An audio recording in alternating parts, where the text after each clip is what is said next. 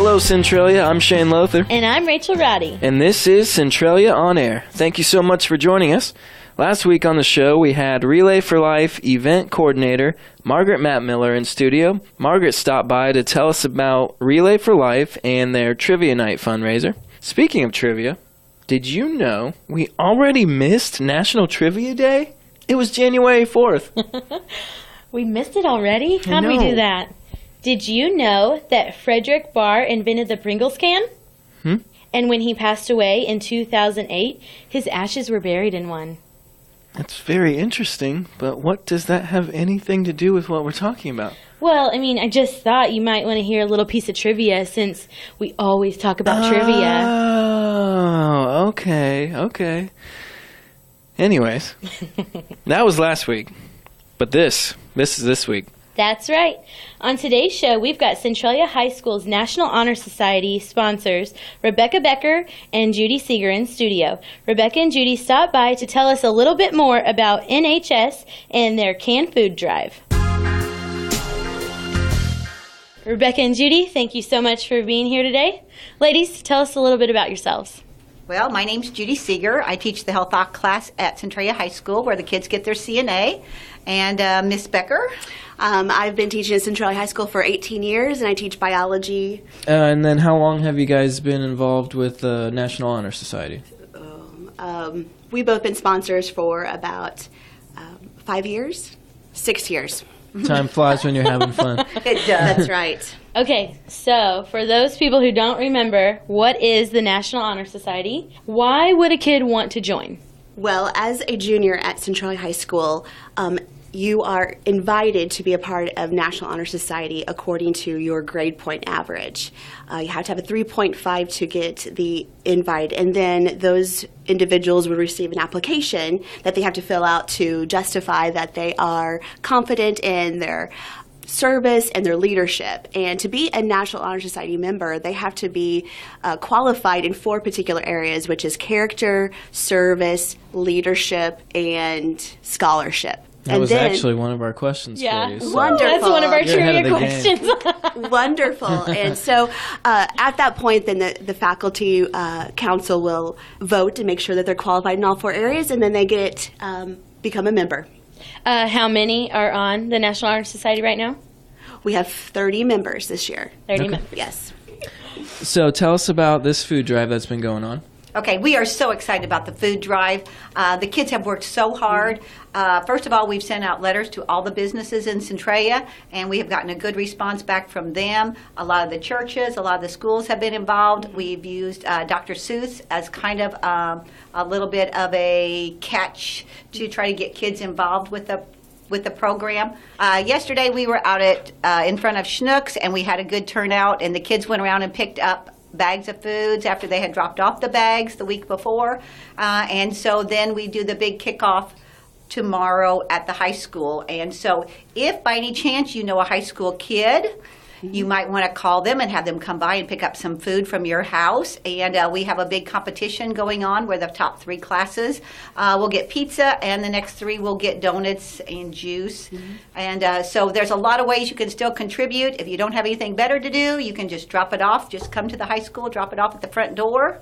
To give you a history, it used to just be the high school food drive, and now we turned it into a community food drive by inviting all the businesses, the churches, and other schools to get involved. Right. Community food drive really is what we're looking at. Right. Giving back. And we look at the schools are all providing 2 meals a day to the kids, and then what happens in the summer. And so we really look at cereals, cereal bars, granola bars, Pop-Tarts, things like that a little 4 or 5-year-old kid can go to the cupboard and get when there's nobody around or nobody, there to help them, that they can get something to eat all the time. So that's why we stress so many points for the cereal, Pop-Tarts, granola bars. There's so much need in this community, and getting the kids excited about it and giving back is really what it's all about. And if they do it at the high school level, then we think maybe it will continue as they become adults. So that's why we want these kids, and we encourage all the high school students to get involved. We talked this morning in my class, we try to have a plan, and the plan was to contact 3 people that they knew. You know, you don't have to come up with all the food by yourself. I said, go to your neighbors, go to your grandmas, and tell them what we're doing, get excited, and have them contribute. And then we tell our kids that are getting 2 meals a day free, you've gotten this free food all year long. Now it's time for you to give back. Because a lot of our people could afford to eat, but they get free food since we have a 65%. Yes. Is that what the poverty rate? So every kid at the high school gets a free breakfast and lunch every day. So Oh, wow. That's a pretty big deal. That is a big deal. So when you guys collect, where does this go and how do they get food? The food goes to the CCBA and Salvation Army. We just divide it up and share the love with both of them. Awesome. And we will do that next Friday afternoon. Mr. Shipley lets the kids out of school, and so we'll deliver it so they can actually see where the food's going and talk to the chair people and kind of get that personal satisfaction of taking the food and delivering it. So that'll be our adventure next Friday afternoon. And if someone can't make it in for some reason, what should they do? Monetary donations, that is wonderful. We will divide the money equally between the Salvation Army and CCBA, and that money then is used to buy meat and fresh produce, and so we encourage that as well. Okay. So how can somebody contact you guys and give a donation? Well, they can contact Rebecca Becker at 532-7391. My extension is 92009. Okay, that sounds good. You're listening to Centralia on Air with Shane and Rachel. We have Rebecca Becker and Judy Seeger in studio today. When we come back, we're going to quiz the ladies on some National Honor Society trivia. Stick around, we'll be right back.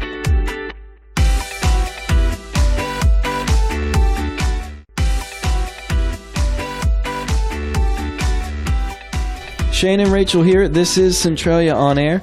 We have Judy and Rebecca from Centralia High School National Honor Society in studio today. All right, ladies, we thought we'd hit you with some fun trivia questions about the National Honor Society. So question 1, what year did the National Association of Secondary School Principals officially establish the National Honor Society? Was it 1921, 1951, or 1971?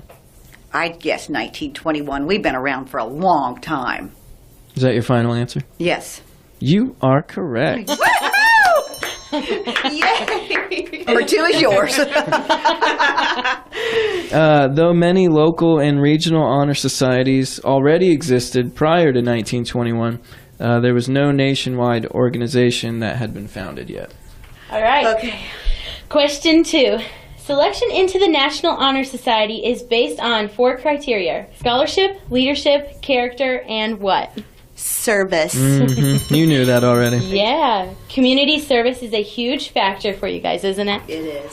I would like to brag on our kids a little bit. I don't know if you know anything about the program that they have started at Heritage Woods, but it's called WOW Kids, and Sue Dunsing and Karen Barr do an after-school program for the first, second, and third graders at Jordan School, and they bus them over, and every Monday from 3:20 till 5:30, they do tutoring, they do games, and they do crafts, and our National Honor Society kids are there every Monday helping, giving the kids one-on-one tutoring.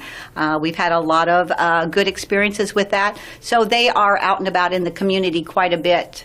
People call us all the time for service. So I just want to brag about our kids. They're always stepping up to the plate. That's great. Yeah.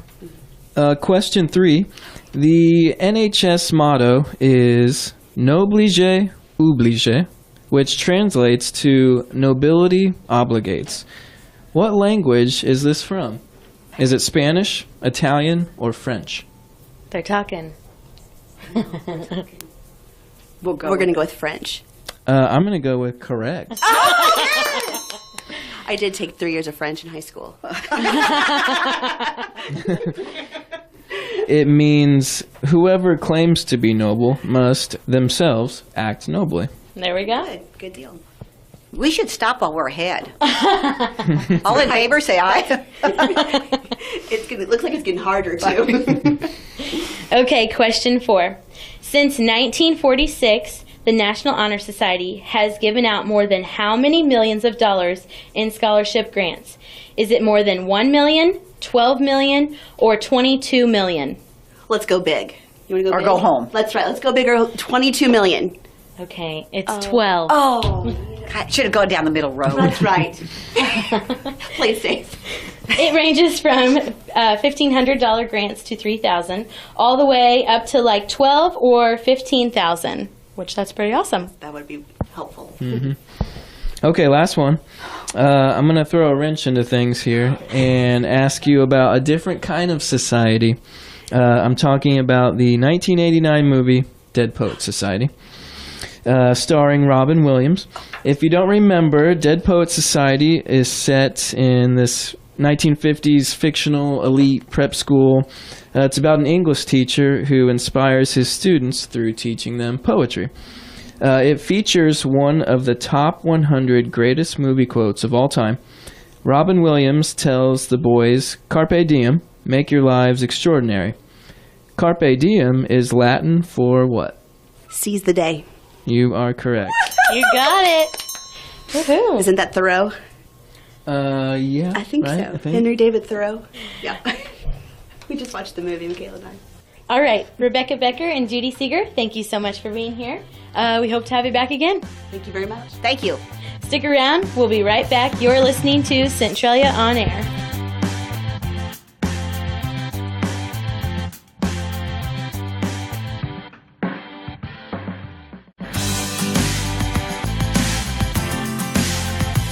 Shane and Rachel here. You're listening to Centralia On Air. Rachel, how you been?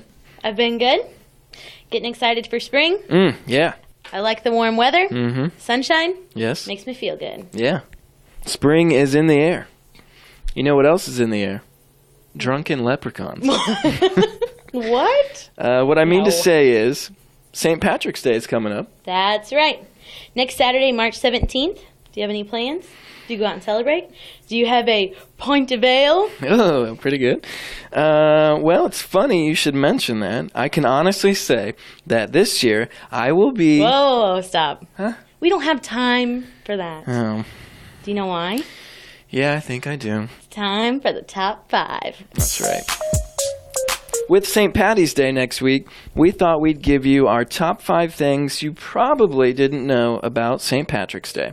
Number 1, it almost wasn't called St. Patrick's Day at all. According to Irish legend, St. Patrick wasn't originally called Patrick. His birth name was Maewyn Suckett, but he changed his name to Patricius after becoming a priest. So, happy St. Maewyn's Day! All right, number 2. March 17th is actually the day St. Patrick died, not the day he was born. St. Patrick is a saint of the Catholic Church, and his holy day is the day of his death rather than the day of his physical birth. After spending most of his adult life converting the people of Ireland to Christianity, St. Patrick passed away on March 17th, year 461 AD. Sticking with Patricius, number 3, the guy wasn't even Irish. Right? He was born to Roman parents living in modern-day England. So where does this Irish St. Patty myth come from? Well, when he was 16, Patrick had the misfortune of being kidnapped by Irish raiders who took him away and sold him as a slave.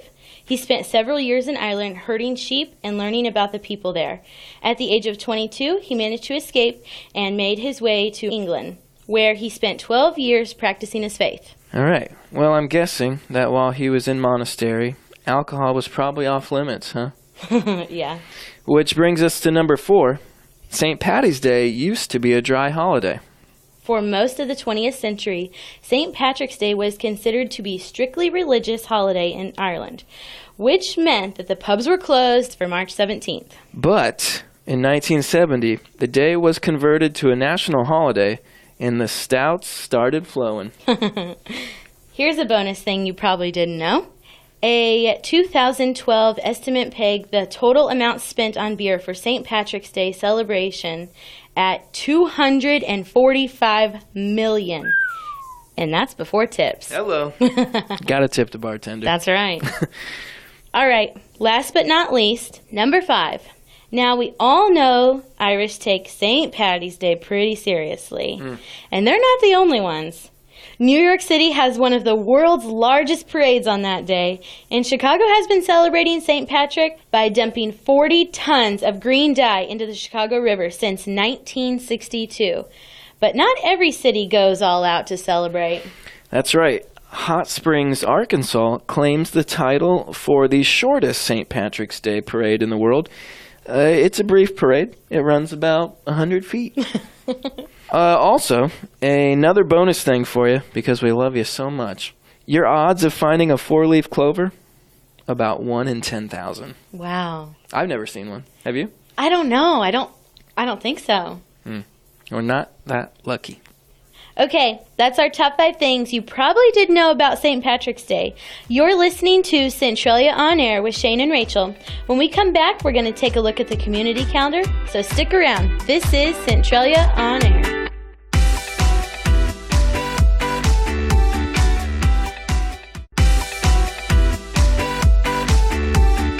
Welcome back. This is Centralia On Air with Shane and Rachel. Here's a look at your community calendar. A free screening clinic for children from birth to 5 years of age is being offered by the Central City School District on Thursday, March 15th from 9 until noon. Please call Central City School at 532-9521 to schedule an appointment for these screenings. The annual wine and craft beer tasting at Salem Community Center is on Saturday, March 17th from 6 to 9. Live music by Jamie Natir. Tickets are $15 in advance or $20 at the door. Centralia Junior High School is having a band fundraiser on Saturday, March 17th from 11 to 3 at the school. There will be a taco bar, laser tag, bounce house, cakewalk, and more. St. Teresa of Avila Church in Carlisle is hosting a chicken dinner Sunday, March 18th from 11 to 5. Adults $11, children $5. Carryouts will be available. The Mount Vernon Lady of the Elks will be hosting their annual Easter egg hunt for children 0 to 11 years old on March 17th. The Easter Bunny will arrive at the North Pavilion of Veterans Memorial Park at 11:30. There's an adult Easter egg hunt Saturday, March 24th at Roadhouse Harley-Davidson in Mount Vernon. And local blood drives, Tuesday, March 13th at Woodlawn High School from 12:30 to 4:30. Friday, March 16th at Bryan Manor in Centralia from 1 to 5. Sunday, March 18th at St. Teresa in Salem from 8 to 1. Monday, March 19th, Benton Middle School from 2 to 6.